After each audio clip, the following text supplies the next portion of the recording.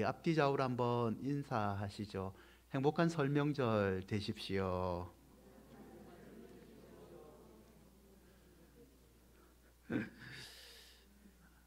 어떻게 오늘 우리 권사님들한테 세배를 하면 용돈을 주실 건가요?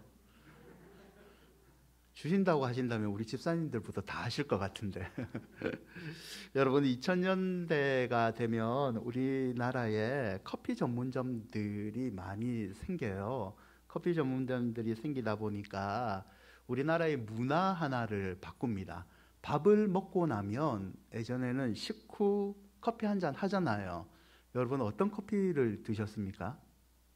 어떤 커피를 드셨죠? 믹스 커피 먹어야죠. 밥을 먹었으면 달달한 커피 한 잔 해야 되지 않습니까? 저도 이제 대학교 다닐 때 알바를 하게 되면 이렇게 몸 쓰는 단기 알바들을 하잖아요. 그게 수입이 괜찮으니까. 하고 나면 그 뭐 사실 제가 무슨 기술이 있겠어요. 그냥 보조 역할을 하잖아요. 그럼 밥을 먹고 나면 늘 담당이 그거잖아요. 커피 딱 물 맞춰가지고, 맞죠? 봉지 이게 막대기 없으니까 아저씨들 안 볼 때 손가락으로 이렇게 싹 해가지고 싹 들이고 하면, 어우, 우리 아저씨들은 이상하게 손가락으로 이렇게 들어가면 너무 맛있다고 그러시더라고요. 그런 문화 속에서 살았잖아요. 근데 이 커피 전문점들이 생긴 이후로 우리나라에 아메리카노라는 문화가 들어왔습니다. 지금은 대부분 다 이 커피를 드시잖아요. 당시 맥심이라는 커피로 독주를 하고 있던 동서식품이 있었는데요. 이 동서식품이 원두커피의 유행으로 말미암아 생존의 위협을 느끼게 됩니다. 그래서 고민 중에 그냥 멈출 수는 없겠다. 커피는 믹서이다. 이 손에 먹는 것, 그리고 원두커피는 커피 전문점에 가야 된다는 편견에 도전하기로 결정을 합니다. 오랜 연구를 거친 끝에요. 2011년 10월에 아메리카노를 모티브로 한 스틱형 원두커피를 출시를 합니다. 한번 보여주실래요? 저도 한동안 많이 먹었는데요. 카누라는 커피를 출시를 합니다. 이 공유라는 잘생긴 탤런트를 내세워서 홈카페, 커피 전문점에 가지 않고 집에서, 나는 세상에서 작은 카페에서 내 안에 원두커피, 나만의 원두커피를 먹겠다는 컨셉으로 출시를 했습니다. 언제나 편하게 먹을 수 있다는 이 카누는요, 성공을 합니다. 사람들과의 우려는 달리 첫 해에 3,800만 장을 판매하고요, 이듬해에 2억 잔을 판매를 합니다. 2016년에는 10억 잔을 돌파를 하고요. 코로나19로 사람들이 카페를 많이 못 가잖아요. 그러니까 이게 시장이 더 커졌는데 2020년에는 14억 7천 장, 7천만 장의 판매를 이루어냅니다. 여러분, 호빵 하면 뭐를 생각하세요? 호빵. 호빵은 뭐죠? 하얀색이어야 돼요. 호빵은. 맞죠? 하얀색에 호빵에는 뭐가 들어있어야 됩니까? 팥이 들어있어야 됩니다. 여러분, 호빵 하면 다들 그런 이미지이죠. 이 호빵의 시초인 산림 호빵은 빵이다 라는 고정관념에 도전을 합니다. 사진 보여주실래요? 그래서 지금의 호빵은 이런 개념입니다. 이게 한정판 굿즈로 놓은 커피 컴퍼니 푸츠와 협력한 호찌머그라는 제품이에요. 단순히 호빵은 빵이 아니라 찜기 겸용 머그컵에 호빵을 담아서 이 호평을 받습니다. 요즘 세대 아이들은 그냥 하얀 빵을 좋아하지는 않거든요. 단팥보다는. 그래서 이 편견을 깨는 도전은 전기 동기 대비 20%의 매출을 이루어냅니다. 더불어서 요즘 MZ세대가 좋아하는 로제 호빵, 민트 초코 호빵, 여러분 별 관심이 없잖아요. 저도 이걸 왜 먹는지 모르겠어요. 저희 딸은 한 장을 합니다. 요즘 애들은 너무 좋아하거든요. 반 흰색의 빵을 별로 좋아하지는 않고, 이렇게 이 로제와 민트 초코의 호빵을 출시해서요, 10일 만에 몇 개 팔았을까요? 40만 개를 팔아냅니다. 편견을 깬 도전에 성공을 했죠. 물론 반대의 경우도 있었습니다. 대표적인 게 콜라 하면 어디 콜라예요? 코카콜라죠. 콜라는 코카콜라죠. 여기에 도전한 대한민국 고유의 콜라가 하나 있었습니다. 사진 보여주실래요? 8.15 콜라. IMF 시대 때 저도 참 많이 먹었습니다. 민족을 가슴에 품고 애국심 마케팅에 성공을 했습니다. 이 8.15 콜라. 민족 애국심으로 너무 많이 먹었죠. 근데 맛이 없었어요. 14%까지 판매를 올렸지만 거기까지였습니다. 실패를 했죠. 사실은 이게 유통망의 한계를 부딪혔는데요. 여러분, 어떤 전문이 분석하는 사람이 이런 말을 해요. 고정관념을 깨는 이들은 1%에 불과하다. 하지만 일단 성공하면 엄청난 효과를 누리게 된다. 고정관념을 깨는 도전은요, 실패도 있지만 반드시 필요합니다. 기업은, 그리고 가게를 경영하시는 분들은 사실 저보다 더 잘 알잖아요. 힘들지만 미리 남들보다 한 발 앞서서 도전하는 것이 결국 내 인생에 또 다른 행복을 가져온다는 것, 우리 너무 잘 알고 있지 않습니까? 여러분, 이렇듯 고정관념이라는 것은요, 우리의 삶에서 때로는 신앙의 영역에서는 특히 우리의 발목을 잡는 무서운 적이 될 수 있습니다. 하나님은요, 세상을 지으신 하나님은 사실 이 고정관념을 썩 좋아하지는 않으십니다. 왜냐하면 고정관념이라는 게 우리를 하나의 틀 안에 가두기 때문입니다. 성경을 보시면 하나님은 자주자주 넓은 땅으로 가고 도전하라, 믿음으로 도전하라, 이런 권면을 우리에게 주신다는 거죠. 하나님은 자기만의 세계에서 갇혀 사는 삶을 원하는 것이 아니라 넓은 세계, 하나님과 같이 도전하는 그런 삶을 성도들에게 요구하신다는 거죠. 여러분, 욥은요, 우리가 잘 알다시피 성경에서 가장 칭찬받는 인물 중에 한 명입니다. 하나님도 이 욥을 매우 흡족하게 여기시는데요. 욥기 1장 8절을 한번 보실래요? 우리 한번 같이 읽을까요? 여호와께서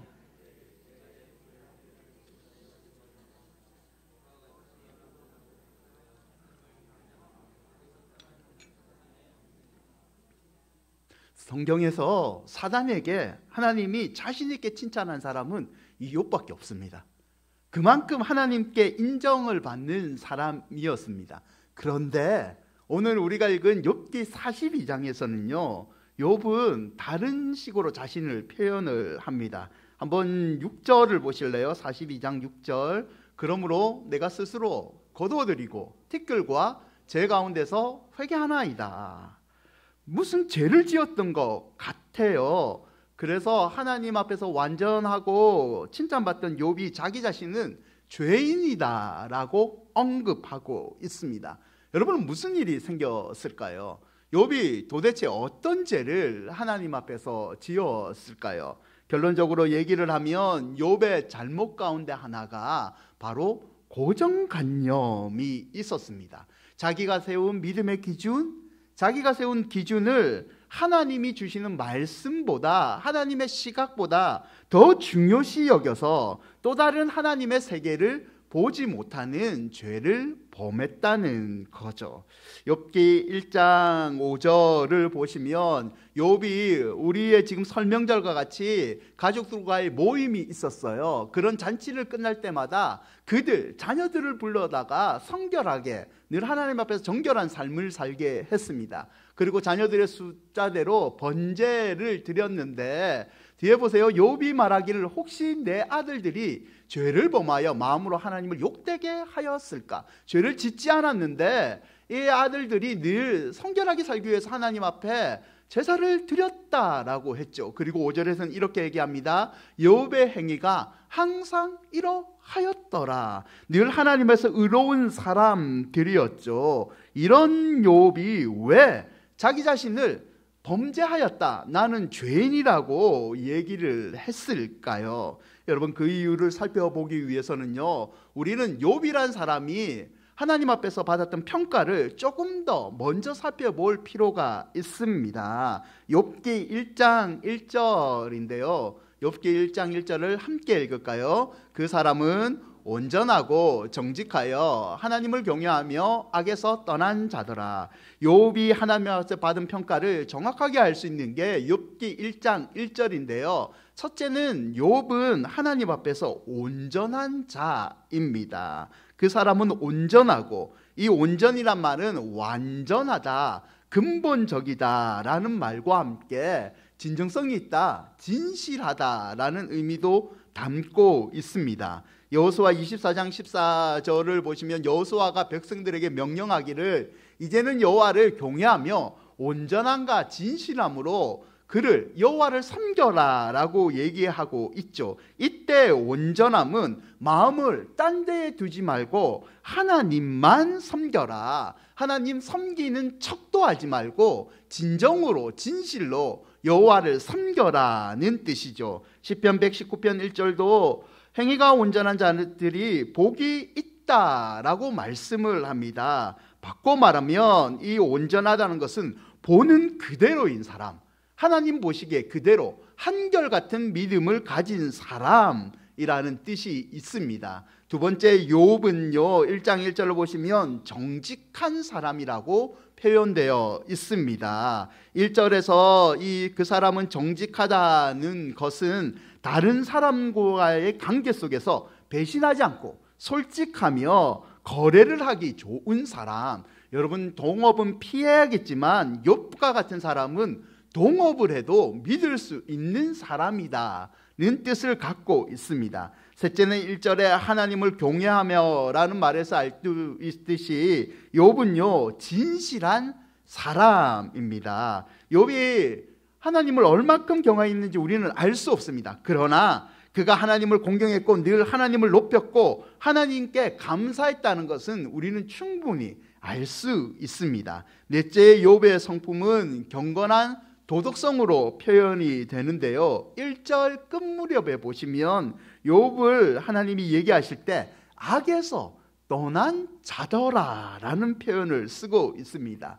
인생길을 가면서 여러 가지 유혹이 있었지만 그는 그 악을 다 피해버립니다. 날마다 회개를 했다는 뜻이죠. 이 악에서 떠나는 회개의 모습이 그냥 한 번으로 끝난 것이 아니라 몸에 배어있는 사람, 몸에 배어있는 사람이라는 뜻이 있습니다. 여러분, 이 상에서 살펴보면 욥은 진실한 신자입니다. 하나님 앞에서 그리고 사람들 앞에서 인정을 받는 그런 진실한 신자였죠. 저와 여러분도 하나님과 사람들 앞에서 욥과 같이 진실한 신자로 인정받으시기를 축원드립니다. 여러분, 그런데 이 진실한 신자인 욥이 왜 하나님 앞에서, 사람들 앞에서 자신을 죄인이라고 표현을 했을까요? 겸손해서요? 그렇지는 않습니다. 이런 거죠. 어느 날 성경을 보시면 욥이 모든 재산을 잃어버립니다. 자녀들이 한꺼번에 집이 무너져 죽어버립니다. 욥 자신도요 중병에 걸려버립니다. 친구들이 찾아오죠. 처음에는 위로를 해줘요. 그런데 친구들이 점차 고난이 쌓이는 욥을 보고 충고를 하는데 그 친구가 욥의 심장을 뚫어버립니다. 내용은 이런 거예요. 이렇게 고난이 많은 것 네 탓이다. 네가 죄를 많이 지어서 네 자녀들이 죽었다. 이 진짜 가슴 아프잖아요. 예전에 이런 말 많이 하잖아요. 네가 복이 없어서 우리 집안에 네 같은 애가 들어와서 우리 집안이 이렇게, 이런 말을 듣잖아요. 똑같은 거예요. 네가 지은 죄 때문에 이런 고난이 있다. 너 하나님 앞에서 회개해라 라는 말을 들은 거예요. 욥이 항의를 하죠. 나는 이렇게 지은 죄가 없습니다. 망할 정도로 악을 저지른 적이 결코 없다라고 항변을 합니다. 욥기 27장 4절과 5절인데요. 결코 내 입술이 불의를 말하지 아니하며 내 혀가 거짓을 말하지 아니하리라. 나는 결코 너희를 옳다 하지 아니하겠고 내가 죽기 전에는 나의 온전함을 버리지 아니할 것이리라. 자신은 절대 죄인이 아니라는 주장을요 고난 중에서도 욥은 꼿꼿하게 지키고 있습니다. 그런데 이 욥이 42장 6절에 보면 마음이 변합니다. 자기의 잘못을 인정해 버립니다. 그 이유를 욥기 42장 5절에 욥은 이렇게 표현합니다. 내가 주께 대하여 귀로 듣기만 하였사오나 이제 눈으로 주를 배움나이다. 욥은요, 어느 순간 자기가 하나님 앞에서 죄를 짓지 않았다고 했지만 어느 순간 하나님에 대해서 하나님의 말씀보다는 자기 자신의 기준을 가지고 지키고 있는 자기의 모습을 발견을 하게 됩니다. 그래서 예전에는 내가 귀로만, 내 지식으로만 하나님을 알았지만 내가 이제는 눈으로 하나님의 무한하신 세계를 경험함으로 말미암아 내 죄를 인정하게 됩니다 라고 말한 거죠. 친구들이 네가 죄 지었기 때문에 하나님 너를 벌을 주었다. 욥이 항변했잖아요. 나는 죄가 없다. 그래서 내가 잘못한 것이 아니다. 나는 죄가 없다. 이것은 내 잘못이 아니고 이 불행을 침묵하시고 방관하시는 하나님이 잘못한 거다. 이 나쁜 지경까지 이르렀다는 거죠. 반복되는 고난과 친구들의 공격으로 말미암아 욥은요, 하나님보다 자기의 신앙의 기준이 맞췄고 그 기준으로 말미암아 자기의 믿음을 지켰던 겁니다. 여러분, 혹여나 우리 가운데는 이런 모습이 있지는 않습니까? 우리도 우리 나름대로 신앙의 모습을 가지고 있습니다. 이거는 하나님께 받은 은혜로 만든 기준입니다. 그러나 어느 순간 이 기준이 또 다른 하나님의 말씀을 받아들이지 못하고 내가 믿는 기준이 정답인 거예요. 다른 사람이 말하는 신앙의 권면과 다른 사람이 만든 기도의 깨달음, 말씀의 깨달음은 나에게 필요가 없는 겁니다. 내가 경험하고 내가 느끼고 내가 기도가 가운데 만난 하나님만이 진짜 정답인 하나님이라는 거죠. 어느 순간부터 우리가 하나님보다 더 우리 마음에 주인으로 자리 잡고 있지는 않습니까? 이런 모습을 가진 욥에게 하나님이 나타나셔서 이렇게 얘기하십니다. 욥기 38장 1절과 4절인데요. 우리 함께 한번 읽어볼까요? 그때에 여호와께서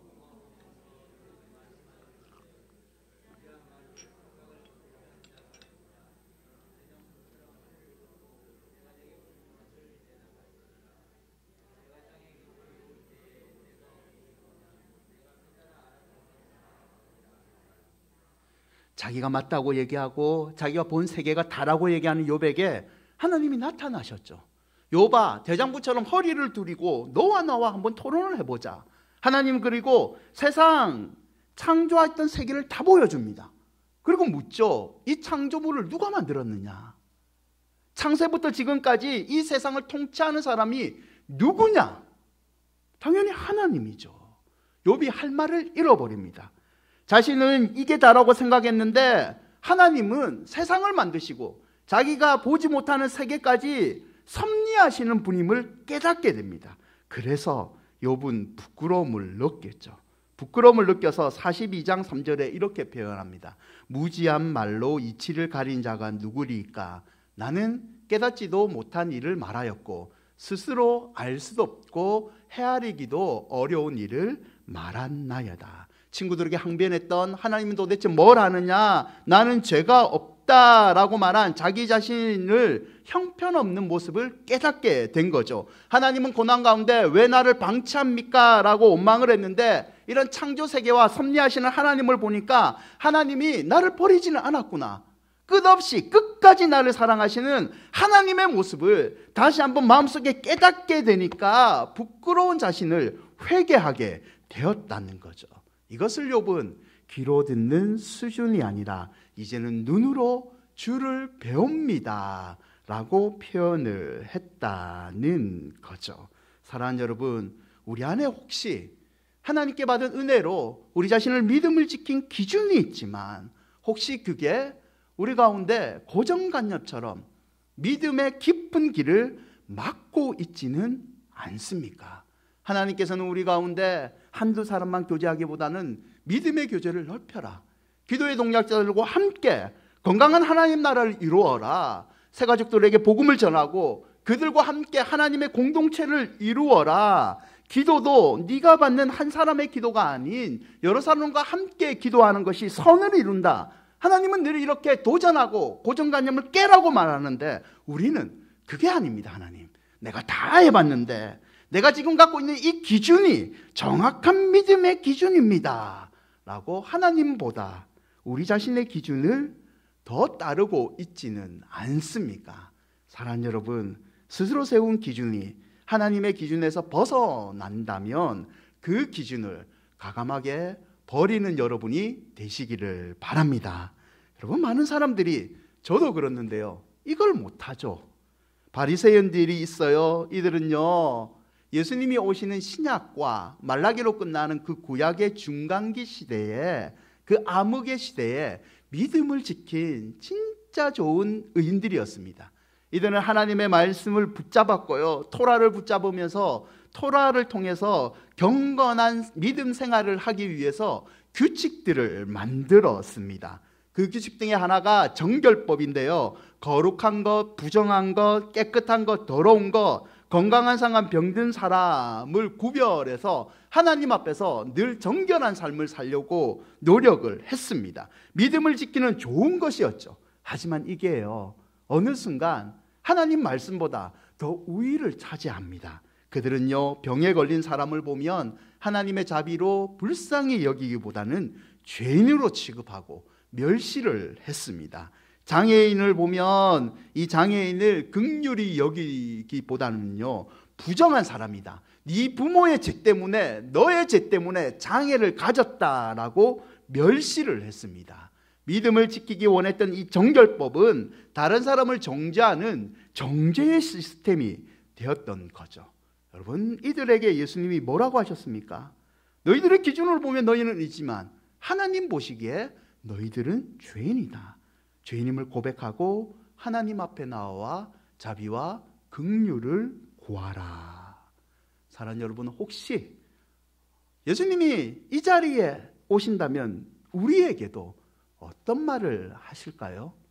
혹시 예수님도 우리에게 너는 네 기준으로 보면 의인일 줄 몰라도 하나님 말씀에 비추 보면 너는 아니다, 너는 죄인이다 라고 말씀하시지는 않겠습니까?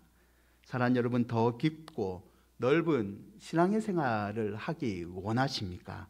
그러면 스스로 세운 기준에서 벗어나시고 완벽하신 하나님의 기준에 내 자신을 맞추는 믿음의 도전들을 하시기를 바랍니다. 그리할 때 하나님께서 또 다른 은혜와 또 다른 믿음의 세계를 저와 여러분에게 부어주실 줄 믿습니다. 그러면 눈으로 이 주를 뵙기 위한 믿음의 도전은요, 그 첫째는 믿고 보아라입니다. 요한복음 11장 40절 말씀인데요, 우리 함께 한번 읽어볼까요? 예수께서 이르시되,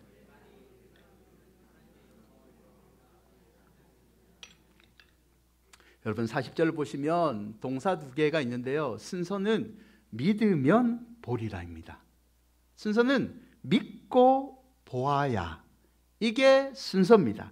그런데 우리는, 제가 대표적인 사람인데요, 우리는 보아야지 믿습니다. 순서가 바뀌었죠. 하나님 보여주세요. 그럼 내가 믿을게요. 하나님, 우리 큰은혜 교회 성도들을 여기부터 저기까지 한번 다 채워주세요. 그러면 내가 하나님 믿을게요. 하나님, 우리 자녀들이 예수님을 믿지 않아요. 하나님, 목사님을 보내주셔서 우리 자녀들을 나보다 더 성령의 뜨거운 사람으로 만들어주세요. 그러면 내가 우리 가정을 돌보시는 하나님을 믿을게요. 어느 순간 순서가 바뀌었다는 거죠. 여러분, 신앙생활은 우선순위를 지키는 겁니다. 너희가 믿으면 하나님의 영광을 보리라. 믿음이 먼저죠. 여호수아 3장 8절을 보실래요? 너는 언약궤를 맨 제사장들에게 명령하여 이르기를, 너희가 요단 물가에 이르거든 요단에 들어서라 하라. 이스라엘 백성들이 이제 약속의 땅 가나안에 거의 목전에 섭니다. 그때 가나안을 들어가기 전에 요단강이라는 강을 건너야 돼요. 하나님께서 말씀하시기를 요단 물가에 이르거든 요단에 들어서라, 요단강을 건너라 라고 명령을 하신 거예요. 여러분, 뭐 강 건너는 게 뭐가 힘들겠습니까? 한강 건너기 쉽지 않지만 뭐 쉽잖아요. 그냥 배 타고 건너시면 되잖아요. 수중 택시를 타시든지, 내가 수영 자신 있으면 수영회가 건너면 됩니다. 요단강은요 1년 중에 강폭이 30m예요 30m. 충분히 건널만 하죠. 그런데요 3장 15절을 한번 보실래요? 요단이 곡식 거두는 시기, 이때 이스라엘 백성이 하나님이 건너라는 그 시기는 곡식 거두는 시기인데요, 이 곡식 거두는 시기는 4월과 5월에 추수하는 시기. 요때는요 특이하게 혈몬산의 눈이 녹아가지고 요단으로 흘러나오고 이른비라 불리는 비가 내리는 시기입니다. 그래서 평소엔 강폭이 30m인데 이때는 강폭이 1.6km입니다. 수심이 4m입니다. 맨몸으로 건너기 쉽지 않죠. 거기다가 한두 명이 건너는 게 아니고요, 이제 가나안 땅에 들어갈 시점이기 때문에 백성들의 숫자가 100만 명입니다. 100만 명이 동시에 맨몸으로 강을 건너는 것 쉽지 않잖아요. 그런데 하나님 뭐라고 합니까? 요단을 건너라. 하나님 믿음을 요구하신 겁니다. 여러분 3장 8절 보실래요? 다시 언약궤를 맨 제사장들에게 명령하여 이르기를. 언약궤 말씀 상징하잖아요. 요단 물가에 이르거든 요단에 들어서라, 요단을 건너라. 믿음을 먼저 요구하신 거죠. 이 믿음에 순종했더만요 15절과 17절을 보시면 요약해서 얘기하면 발이 물가에 잠기자 물이 그치고 완전히 끊어졌다라고 되어 있습니다. 그리고 뒷구절 보시면 마른 땅에 굳게 섰고 그 모든 백성이 요단을 건너기를 마칠 때까지 모든 이스라엘은 그 마른 땅으로 건너갔더라. 기적이 일어난 거죠.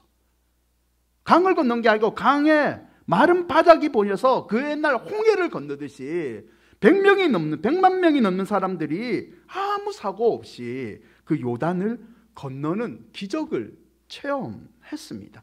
믿음을 보시고 하나님이 기적을 베풀어 주신 것이죠. 여러분 기억하십시오. 물이 갈라진 다음에, 메마른 땅이 나타난 다음에 이 사람들이 건넌 것 아닙니다. 믿음을 보였고 믿은 다음에 발을 들여 놓았더만 물이 갈라지는 기적이 임했다는 거죠. 히브리서 11장 6절 함께 읽을까요? 믿음이 없이는 하나님을 기쁘시게 하지 못하나니 하나님께 나아가는 자는 반드시 그가 계신 것과 또한 그가 자기를 찾는 자들에게 상 주시심을 믿어야 할지니라. 아멘. 올 한해 여러분의 기도의 제목이 다 응답받기를 원합니다. 여러분의 자녀들의 모든 앞길이 다 열리기를 바랍니다. 하나님은 이 말씀처럼 상 주시는 이시예요. 믿음으로 나아가십시오. 그러나 잊지 마십시오. 믿음으로 하나님은 우리에게 믿음을 먼저 요구하고 계십니다. 두 번째, 눈으로 주를 뵙기 원한다면요 인내할 수 있어야 됩니다. 야고보서 5장 11절인데요 보라, 인내한 자를 우리가 복되다 하나니 너희가 욥의 인내를 들었고 주께서 주신 결말을 보았거니와 주는 가장 자비하시고 긍휼히 여기시는 이시라. 욥은 7 아들 딸 셋을 한꺼번에 잃어버리잖아요. 종양이 나고 아내 친구들 자기를 다 비난합니다. 그러나 욥은 인내했죠.